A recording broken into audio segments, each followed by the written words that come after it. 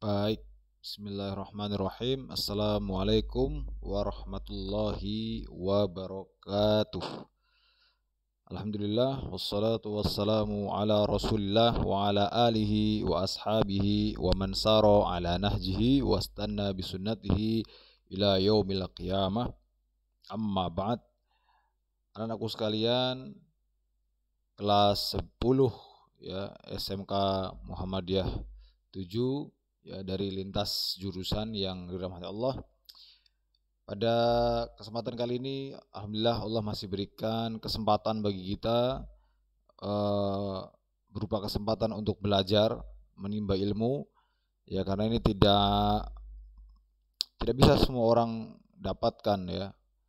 Ada yang tidak bisa mendapatkan nikmat ini karena sebab sakit, sebab tidak ada kuota ya, sebab HP-nya rusak dan lain sebagainya, sehingga kita yang bisa belajar hari ini itu patut kita syukuri begitu ya. Baik anak-anak sekalian, kalau minggu lalu kita sudah bagikan materi terkait dinul Islam ya, yang mungkin kalian sudah baca dan mungkin mencoba memahaminya, maka untuk pertemuan kali ini saya coba lengkapi materi itu dengan penjelasan secara lisan ya, tujuannya agar kalian betul-betul bisa memahami ini dengan baik gitu. Sehingga monggo untuk disimak ya, sebelum kita nanti akan membahas. Kalau yang perlu dicatat bisa dicatat ya. Baik. Ad-dinul Islam atau agama Islam ya. Sebenarnya apa sih definisinya gitu kan?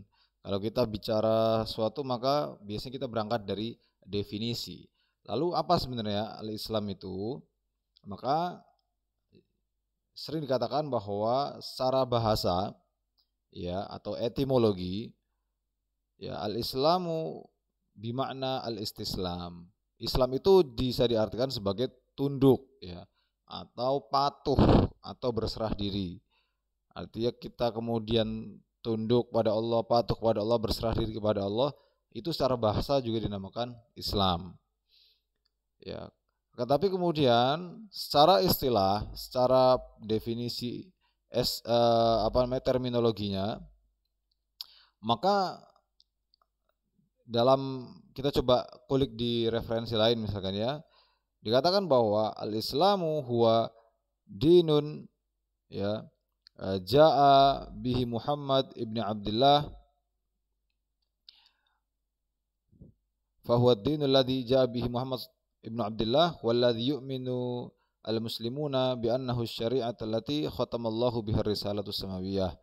Di antaranya ada yang mengatakan bahwa Islam adalah agama yang diturunkan kepada Muhammad bin Abdullah ya, sebagai nabi dan rasul, yang kemudian orang-orang yang di dalamnya diperintahkan untuk beriman kepada syariat yang diturunkan ya, yang dimana syariat itu adalah syariat penutup dari seluruh syariat yang pernah Allah turunkan kepada umat manusia yang sebelum-sebelumnya.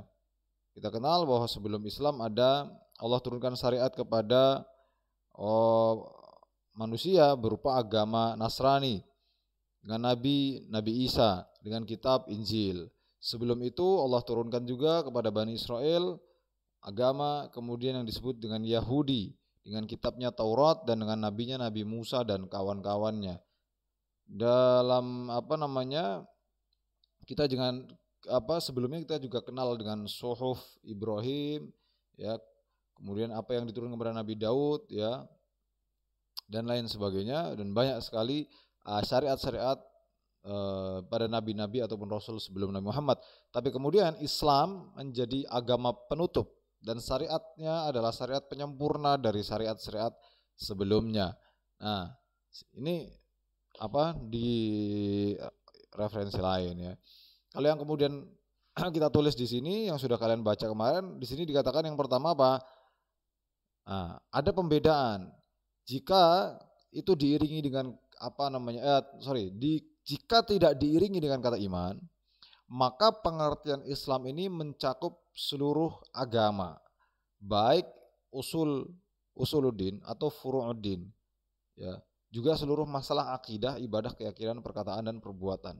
Jadi Islam itu kalau tanpa diiringi kata iman, maka dari A sampai Z agama ini yaitulah Islam.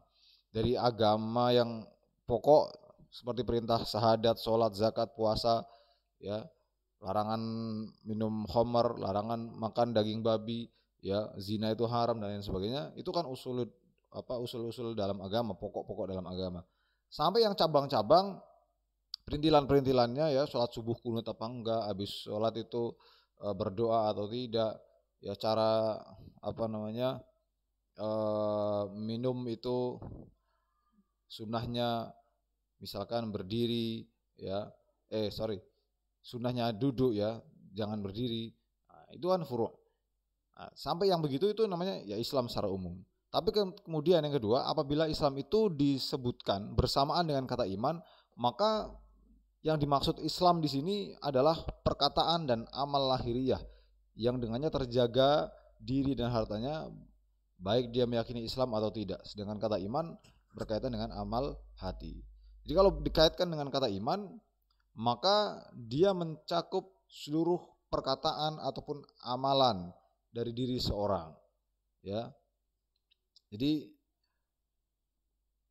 lebih spesifik dia daripada yang kalau disandingkan dengan kata atau tidak dengan kata iman. Tapi itu tidak jadi soal karena pada hakikatnya Islam adalah maknanya secara bahasa adalah berserah diri, tunduk. Dan secara istilah Islam adalah agama yang diturunkan kepada Nabi Muhammad SAW, ya, yang kemudian membawa syariat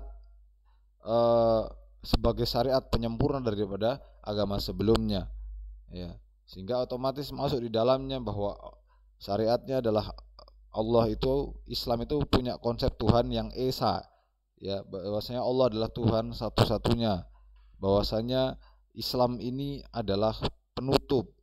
Jadi kalau sudah ada keluar Islam, maka agama-agama yang terdahulu itu menjadi terhapus secara otomatis, ya, karena memang demikian.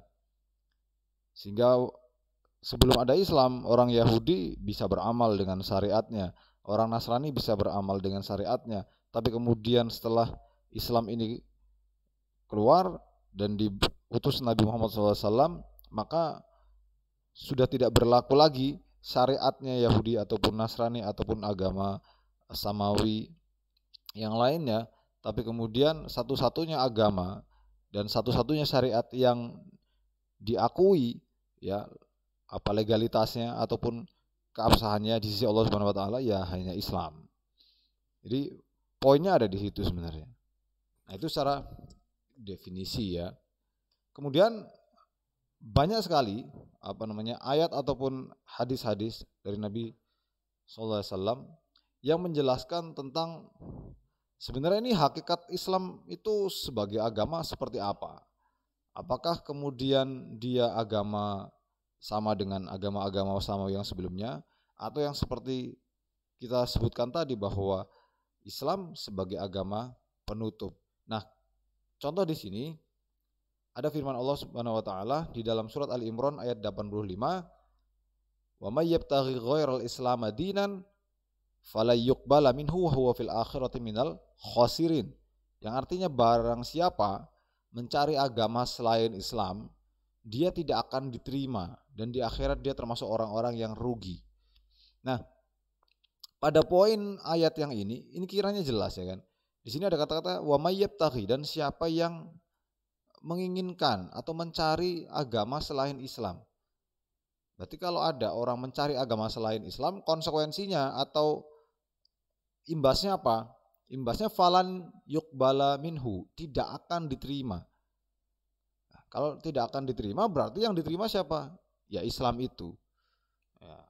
Berarti Pak, ketika ada orang dia memilih agama non-muslim, misalkan ada Nasrani, Hindu dan lain sebagainya, itu seperti apa? Ya kembalikan ke ayat ini, falan yuqbala minhu. Allah tidak akan terima agamanya, ya kan. Jadi karena apa? Ini bergandengan dengan apa yang Allah firmankan dalam surat Ali Imran juga ayat 19, di mana Allah mengatakan innad dina indallahil Islam. Sungguhnya agama di sisi Allah itu Islam.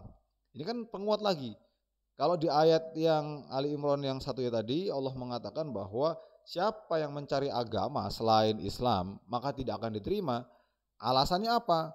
Karena alasannya ada di surat Ali Imran ayat 19 ini, innad dina indallahil Islam. Karena apa? Karena agama yang di sisi Allah ya itu Islam. Wa makhtalafal ladzina utul kitaba illa min ba'di ma ja'ahumul ilmu baghyan bainahum. Wa may yakfur bi ayatillah fa innallaha sari'ul hisab. Ya, dan tidaklah berselisih orang-orang yang diberi kitab, orang-orang Yahudi, orang-orang Nasrani, ya kan? Kecuali setelah mereka memperoleh ilmu karena kedengkian di antara mereka.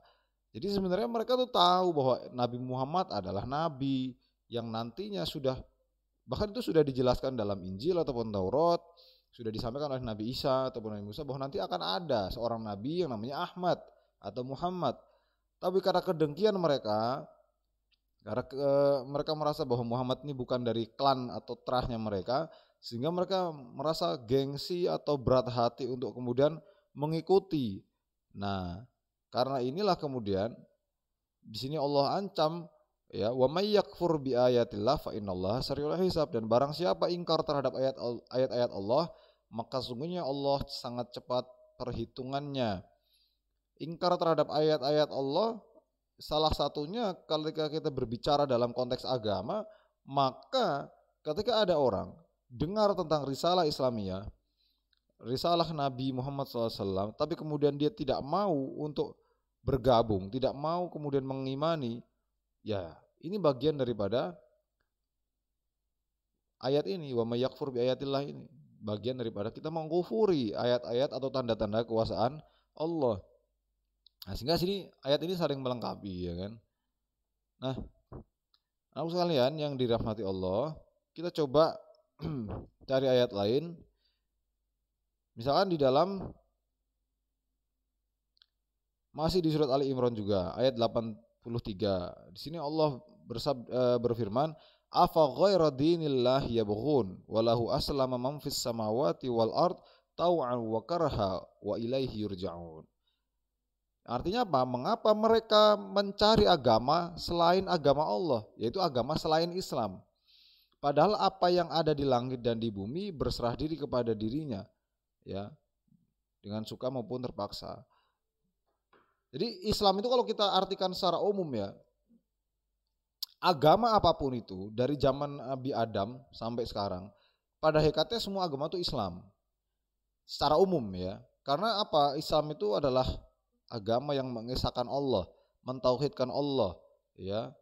Bahwasanya Allah itu adalah meliputi 3 aspek, ya. Allah itu sebagai rububiyah, ya, itu sebagai Rob, Tuhan yang menciptakan jagat raya alam semesta ini, dan juga Allah itu sebagai ilah, uluhiyah. Ilah artinya sebagai Tuhan yang harus kita sembah, ya. Dan juga meliputi juga asma wa sifatnya, segala nama-nama Allah, sifat-sifat Allah itu pun harus kita yakini dan imani dengan baik, sehingga ketauhidan itu menjadi tauhid yang sempurna. Dan ini sebenarnya standar daripada agama, semua agama yang dari Allah ya, karena enggak semua agama itu dari Allah. Kalau kita kenal agama samawi namanya, samawi dari kata sama ya, agama yang turun dari langit itu hanya Islam, kemudian Nasrani dan juga Yahudi yang gede ya. Kalau zaman sebelum ada Yahudi, sebelum ada Nasrani, sebelum ada Islam, maka istilahnya orang sering mengatakan sebagai dinun hanif ya, atau agama yang berdasarkan asas ketauhidan. Jadi inti dari semua agama tauhid itu adalah mentauhidkan Allah. Tapi kemudian syariatnya saja yang kemudian berbeda-beda. Ya, tapi meskipun demikian, ketika Allah kemudian utus Nabi Muhammad dan Islam ini lahir, maka Islam ini sebagai penutup dari semua syariat tadi, penutup dari seluruh agama tadi, penutup dari seluruh keyakinan tadi, sehingga semua orang diwajibkan untuk berada dalam satu lingkup agama yang direstui Allah, yaitu Islam. Itu ya. Nah, sehingga itu beberapa ayat. Kemudian dalam kesempatan lain misalkan, nah ini ayat yang menceritakan bagaimana kemudian beberapa atau kelompok dari orang-orang Yahudi atau Nasrani itu tidak rela kalau kemudian kita orang Islam ini berpegang teguh dengan agama kita. Allah berfirman, "Walan tardha 'ankal yahudu walan nasara hatta tattabi'a millatahum. Qul inna hudallahi huwal huda." Dan orang-orang Yahudi ataupun Nasrani itu tidak akan rela kepada kamu wahai Muhammad sebelum engkau mengikuti agama mereka. Nah, memang itu yang tadi disebutkan, kadang-kadang dari orang-orang yang agama terdahulu ada rasa bagyam bainahum, kedengkian di antara mereka, sehingga mereka tidak mau untuk mengakui ya Nabi Muhammad itu sebagai nabi dan rasul, ya, tapi justru mereka ingin bagaimana caranya Islam ini justru tidak menyebar dengan kepada orang-orang, dan justru mereka ingin agama mereka lah yang kemudian diikuti. Ya, tentu ini ya bertolak belakang dengan apa yang kemudian sudah Allah sampaikan di ayat-ayat tadi.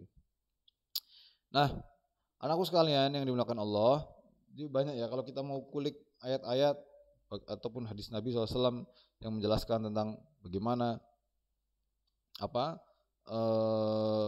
Islam ini kan. Misalkan lagi hadis Nabi ya, sebelum kita lanjut ke ruang lingkup Islam ini. Hadis Nabi SAW, waktu itu Nabi bersabda, kullu mauludin yuladu 'alal fitrah fa abawahu yuhawidanihi aw yunasiranihi aw yumajjisanihi. Setiap bayi yang lahir sejatinya dia dalam keadaan fitrah. Para ulama menjelaskan kata fitrah di sini sebagai apa? Sebagai Islam. Artinya apa? Bayi yang lahir ketika dia masih di alam ruh sana, ya, itu sudah Allah perjanjikan, ya kan, dengan Allah mengatakan kepada mereka, alastu bi rabbikum. Kemudian mereka mengatakan qalu bala syahidna, ya kan? Kemudian para calon manusia itu mengatakan qalu bala, ya, benar wahai Allah, engkau adalah Tuhan kami.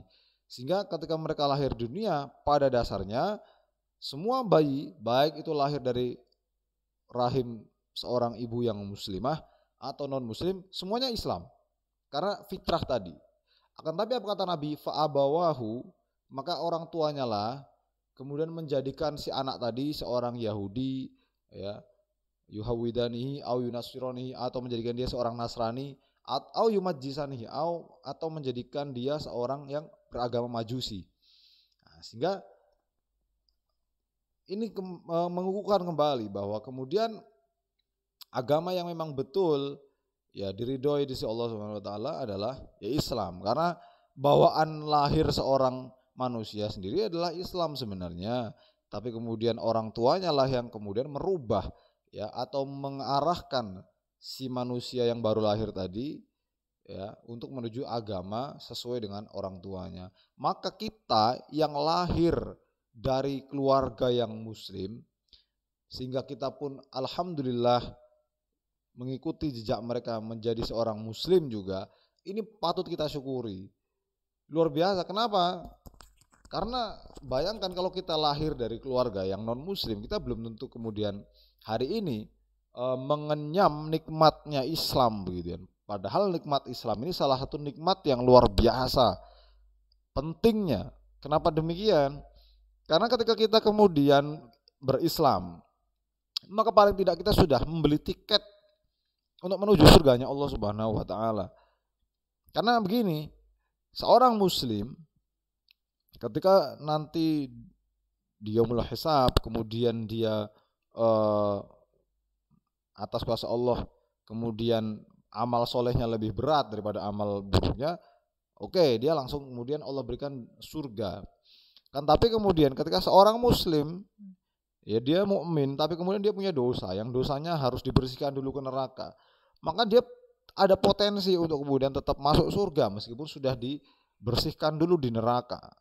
Iya, tapi siapa yang mau kan masuk neraka? Wong seharinya saja seperti 1000 tahun dan panasnya begitu. Akan tapi ketika seorang manusia dia tidak memiliki tiket Islam, maka dia tidak ada hak sama sekali untuk menyentuh surga daripada Allah Subhanahu wa taala.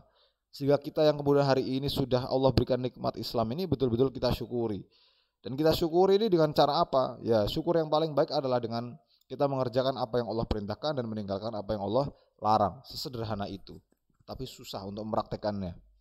Nah, itu ya. Lalu kemudian kita bicara soal ruang lingkup agama Islam. Jadi agama itu kan pasti ada ruang lingkupnya. Nah, dalam Islam apa saja?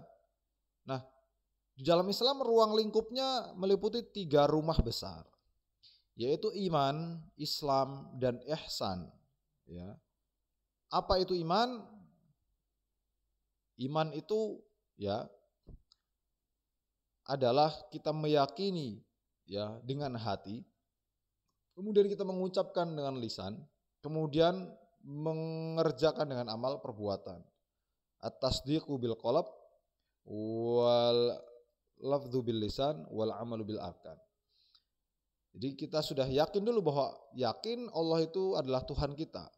Yakin bahwa Nabi Muhammad adalah utusan Allah. Yakin bahwa Al-Quran itu adalah kitab suci. Ya, dan lain sebagainya. Nah, kemudian apa? Itu kan keyakinan dalam hati. Itu tidak cukup, harus kita ucapkan dengan lisan. Berupa apa? Ya, kalimat kunci, syahadat, asyhadu alla ilaha illallah wa asyhadu anna Muhammadar Rasulullah. Ya, aku bersaksi bahwa tiada Tuhan selain Allah dan Muhammad adalah Rasulullah.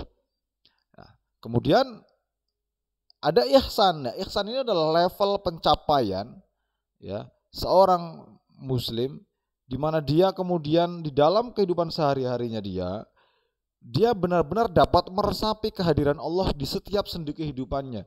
Sehingga sering dikatakan al-ihsanu itu dalam sebuah hadis dikatakan anta'budallah ka'annaka tarahu fa illam takun tarahu fa innahu yarak. Ihsan itu adalah ketika kamu beribadah atau melakukan segala sesuatu ini seperti seakan-akan kamu melihat Allah. Ya, kalau kamu sudah punya keyakinan seolah-olah melihat Allah, kan kamu pasti akan mengerjakan suatu amal ibadah itu kan dengan sebaik-baiknya, semaksimalnya, iya kan? Fa illam takun tarahu fa innahu yarak. Tapi kan kamu nggak akan lihat di dunia ini. Wong Nabi saja nggak pernah lihat Allah di dunia ini. Karena kapan kita manusia itu lihat Allah? Lihat Allah adalah salah satu nikmat yang paling besar bagi penduduk surga kelak. Ya, di dunia nggak ada. Maka di sini di hadis dikatakan fa illam takun tarahu fa innahu yarak. Tapi kan kamu nggak pernah lihat. Tapi yakinlah bahwa Allah itu melihat kamu. Masya kamu itu malam hari pakai baju hitam, kulitmu hitam, duduk di atas batu hitam di malam hari di tengah padang pasir, Allah lihat. Sembunyi di bawah manapun Allah lihat. Karena kemudian Allah itu lihat dan kamu betul-betul yakini itu, otomatis kan kamu nggak akan ngapa-ngapain ya. Ibarat kamu naik motor, kalau ada polisi di depanmu itu kan kamu pasti akan pakai helm, nggak pecicilan, lampu dinyalain, ya kan, nggak mungkin boncengan 3, karena kamu lihat ada polisi, gitu kan. Nah, polisi itu kan kelihatan. Maka di sini challenge ya, kenapa ihsan itu kemudian dijadikan sebagai istilahnya level tertinggi dalam kehidupan seorang muslim, karena itu tadi kamu nggak lihat Allah. Tapi kamu mampu menghadirkan Allah itu, kamu yakini betul-betul bahwa Allah lihat kamu.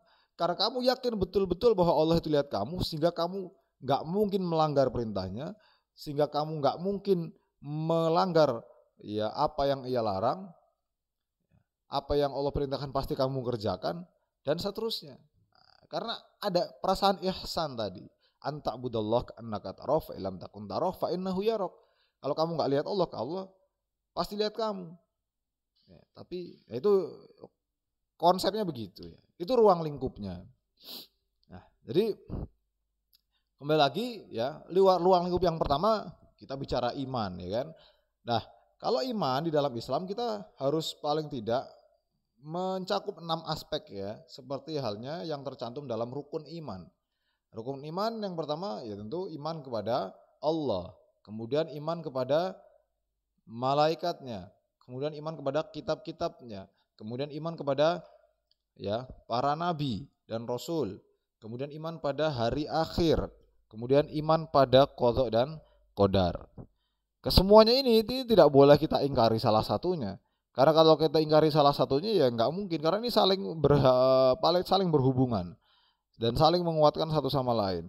Ini kan rukun itu kan tiang. Kalau kamu hancurkan salah satunya, kamu nggak yakini salah satunya, berarti pincang Islamnya kita kan. Roda mobil saja yang memiliki 4 roda, berarti dia punya 4 rukun kan. Kalau salah satu rukun atau rodanya dari mobil itu kemudian kita pecahkan, mobil itu bisa jalan? Enggak kan? Sama. Islam ini punya 6 sendi, 6 tiang dalam agama yang kemudian itu harus kita imani semua. Dan ini saling mengaitkan. Kamu nggak percaya sama malaikat, kamu nggak akan percaya sama kitab dan para nabi. Kenapa? Karena para nabi dan kitab sucinya yang bawa malaikat Jibril. Kalau kamu malaikatnya sudah tidak percaya, ya nggak mungkin kamu percaya sama kitab dan nabi kan. Kamu nggak percaya sama nabi, meskipun kamu percaya sama yang kitab dan malaikat. Tapi kalau kamu nggak percaya sama nabi dan rasul, ya nggak mungkin kamu akan percaya sama hari akhir, qada qadar dan segala syariatnya. Wong nabinya saja nggak dipercaya. Itu kenapa kemudian dalam rukun iman saling berkaitan semua ini satu sama lain. Nah, ini harus kita jaga baik-baik keyakinan kita. Kemudian Islam, ya. Nah, Islam ini kan kemudian pokok ajarannya itu ada pada 5 ya rukun Islam itu yang kita sering hafalkan itu ya. Yang pertama syahadat, yang kemudian sholat, zakat, puasa, haji. Ya. Sholat yang benar-benar wajib bagi kita kan sholat 5 waktu ya. Sholat yang lain kan sunnah. Artinya apa? Yang nggak boleh kita tinggalkan sama sekali ya sholat fardu. Memberi kepada orang lain, sedekah itu kan sifatnya sunnah. Tapi yang berupa zakat ini wajib. Ini nggak bisa kita tinggalkan. Puasa juga demikian. Haji barulah bagi yang mampu. Ya. Nah jadi itu ya. Ihsan adalah seperti yang tadi kita jelaskan. Nah ini ruang lingkup agama Islam. Meliputi dari sendi keimanan, ya, ada 6 poin yang harus kita imani. Dari segi Islam ada 5 rukun yang kemudian harus kita amalkan. Ya, karena itu adalah pokok ajaran Islam, ya. Dan kemudian ihsan ini adalah bentuk urusan hati kita, di mana kita mampu meyakini bahwa Allah betul-betul ada dan melihat kita, dan kita seolah-olah ada melihat Allah, sehingga segala langkah kita, segala perilaku kita itu tidak mungkin menyelisihi apa yang sudah Allah gariskan, karena ada perasaan ihsan tadi. Nah, anakku sekalian yang dirahmati Allah, selanjutnya bagaimana hubungan manusia dan agama? Nah, agama dan manusia atau manusia dan agama ini adalah 2 hal yang tidak mungkin dipisahkan, sehingga tidak mungkin manusia itu kemudian menjadi ateis, ya, anti Tuhan, atau sekuler, memisahkan kehidupan agama dan kehidupan dunia. Karena bagaimanapun manusia dan agama ini adalah suatu hal yang saling berkaitan. Manusia tanpa agama, ya apa bedanya sama kemudian binatang begitu kan? Kemudian agama adalah sebuah keniscayaan. Ketika Allah kemudian menjadikan manusia sebagai khalifah di bumi, maka Allah berikan juga apa ya istilahnya, pedoman hidup, ya kan? Pedoman hidup bagi manusia, ya itu berupa apa? Ya berupa Al-Quran. Yang nuntun siapa? Ya para nabi dan rasul itu, ya kan? Wong pabrik aja ngeluarin HP itu kan pasti nggak ngeluarin begitu aja, pasti dikasih buku pedomannya kan. Nah, cara buka baterai gimana, cara ngoperasikan kamera bagaimana, kalau cara ngecas bagaimana, itu kan ada di buku pedoman kan. Nah, apalagi manusia yang Allah kemudian berikan tugas spesial menjadi khalifah, nah, Allah kasih agama sebagai apa? Agama dan juga perangkat-perangkatnya sebagai pedoman dan juga jalan hidup manusia, sehingga mereka ketika hidup di dunia mereka tidak salah langkah, mereka tidak salah dalam kegiatan sehari-hari, ya. Maka apa? Agama Islam ini meliputi kan ada akidah, ada syariah, ada ibadah, ada muamalah, ada akhlak dan lain sebagainya. Nah, sehingga itu menjamin kemudian manusia ini ditata dengan baik. Akidah, keyakinan kepada Allah seperti apa, syariat itu harus seperti apa, ya kan? Mana yang boleh, mana yang tidak, mana yang halal, mana yang haram, mana yang sunnah, mana yang makruh, mana yang mubah, kan begitu. Ibadah, mana ibadah yang itu wajib dan nggak boleh ditinggalkan, sholat 5 waktu, puasa Ramadan, ya kan? zakat, mana ibadah-ibadah yang sunnah, ya kan? Kalau mau menambah pahala silahkan dikerjakan ya, puasa-puasa sunnah, sholat-sholat sunnah, ngaji dan lain sebagainya. Muamalah, bagaimana cara kemudian kita berdagang yang halal, mana yang judi, mana yang dagang, mana yang riba, mana yang suatu keuntungan, mana yang kemudian baik ketika kita berhubungan dengan tetangga, kalau ada tamu seperti apa, itu kan kalau tanpa agama ya sulit kita untuk kemudian bisa melakukan itu dengan baik. Karena agama ini kan yang nuntut langsung Tuhan. Nah, itu hubungan manusia dan agama. Ya. Jadi kalau di sini dikatakan bahwa manusia ya itu kan makhluk sosial dan sekaligus makhluk yang paling sempurna yang pernah diciptakan oleh Allah Subhanahu wa taala. Maka kesempurnaan manusia itu tadi itu kan bagian daripada konsekuensi karena manusia itu kan sebagai khalifah di bumi. Nah, dulu pernah kita jelaskan di awal apa itu manusia sebagai khalifah. Nah, berarti apa? Manusia itu ya berbeda dengan makhluk-makhluk Allah yang lain. Karena berbeda, mereka spesial. Nah, salah satu bagaimana spesialnya ini ya salah satunya Allah Subhanahu wa taala memberikan mereka agama. Sebagai apa? Sebagai sumber moralitas mereka. Ya, kalau tanpa agama orang akan kayak binatang gitu kan. Mau manusia kayak binatang gitu. Tahu-tahu di pinggir jalan kawin gitu kayak kucing gitu kan. Enggak mungkin kan. Kenapa kemudian masalah biologis, masalah apa diatur ya kan? Ya karena makhluk yang spesial ya. Makhluk yang spesial ya harus spesial juga dengan agama. Agama ini ngasih rambu-rambu. Ya, ini yang boleh, ini yang enggak begitu kan. Nah, ini yang benar, ini yang enggak dan lain sebagainya. Nah, itu tentang hubungan manusia dan agama. Lalu bagaimana kita menerapkan agama atau Islam ini di dalam kehidupan sehari-hari, ya kan? Maka kita coba pecah bagaimana Islam ini kita terapkan dalam kehidupan sehari-hari ini dalam 3 aspek. Yang pertama aspek ke atas, yaitu hubungan kita dengan Allah Subhanahu wa taala atau sering disebut dengan hablum minallah. Ya.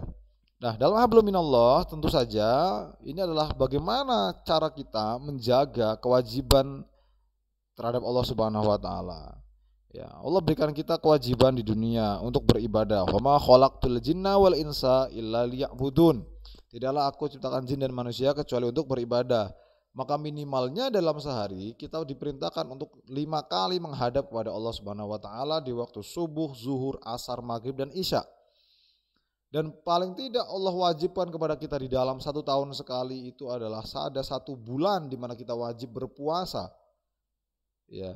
Dan ada dalam 1 tahun sekali waktu di mana kita wajib untuk membersihkan harta kita dengan zakat. Ya.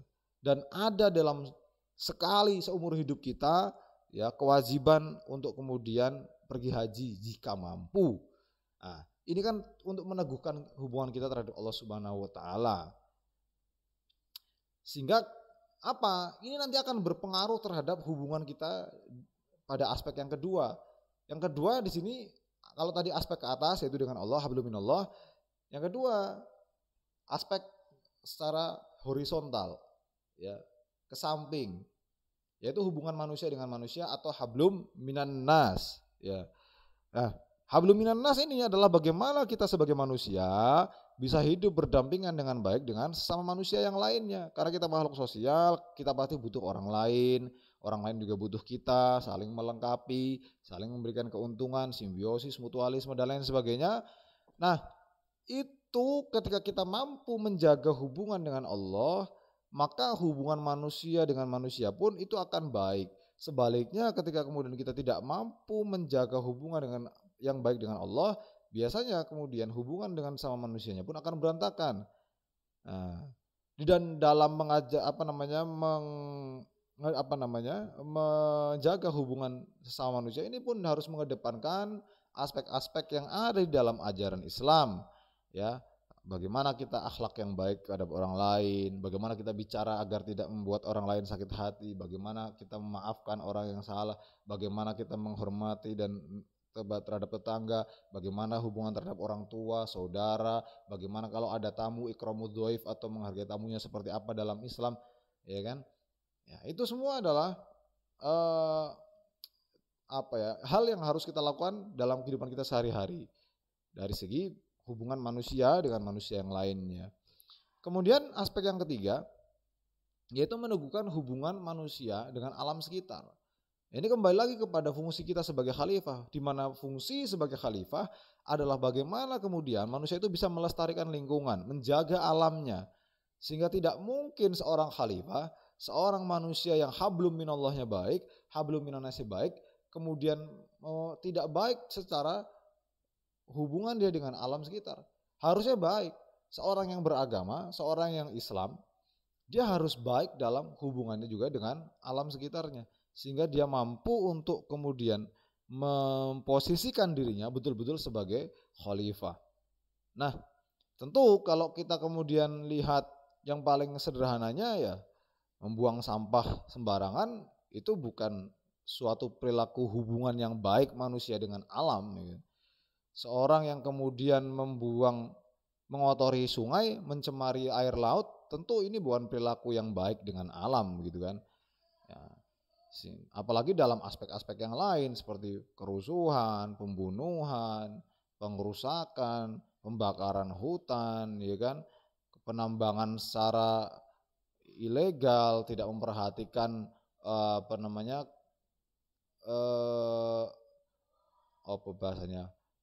lingkungan ya, secara aspek lingkungan menjadi terbengkalai. Tentu ini bukan hal yang harus bukan hal ciri manusia yang baik gitu kan. Ciri manusia yang baik, ciri seorang muslim yang baik, seorang yang beragama tentu dia akan menjaga lingkungannya, menjaga alam sekitarnya. Ya, sebagaimana dia menjaga hablum minallah, hablum minannas, dia juga akan menjaga hubungan dia dengan alam sekitar. Nah, itu anak-anakku sekalian beberapa poin ya yang bisa saya coba jelaskan secara singkat ya dari materi kita tentang dinul Islam. Yang poinnya mencakup yang pertama tadi secara definisi apa itu Islam ya. Kemudian yang kedua apa legalitas Al-Qur'an ataupun hadis terkait Islam itu sendiri ya kan. Tadi kita sudah bahas juga. Kemudian ruang lingkup Islam itu mencakup ada 3 hal, iman, Islam, dan ihsan. Apa itu iman, apa itu Islam dan ihsan, dan cakupannya apa saja tadi sudah kita bahas juga. Lalu kemudian hubungan manusia dengan agama itu seperti apa. Dan yang terakhir tadi kita sudah bahas juga tentang bagaimana Islam ini kemudian kita terapkan dalam kehidupan sehari-hari kita. Dan itu meliputi 3 aspek. Aspek hubungan kita dengan Allah, dengan manusia, dan dengan lingkungan sekitar. Baik, itu anak-anakku sekalian sedikit yang bisa saya jelaskan. Semoga ini bisa memberikan tambahan pemahaman bagi kita semua terkait materi ini. Kurang dan lebihnya saya mohon maaf ya. Wabillahi taufiq wal hidayah wa likulli wijah wa muwalliha fastabiqul khairat. Wassalamualaikum warahmatullahi wabarakatuh.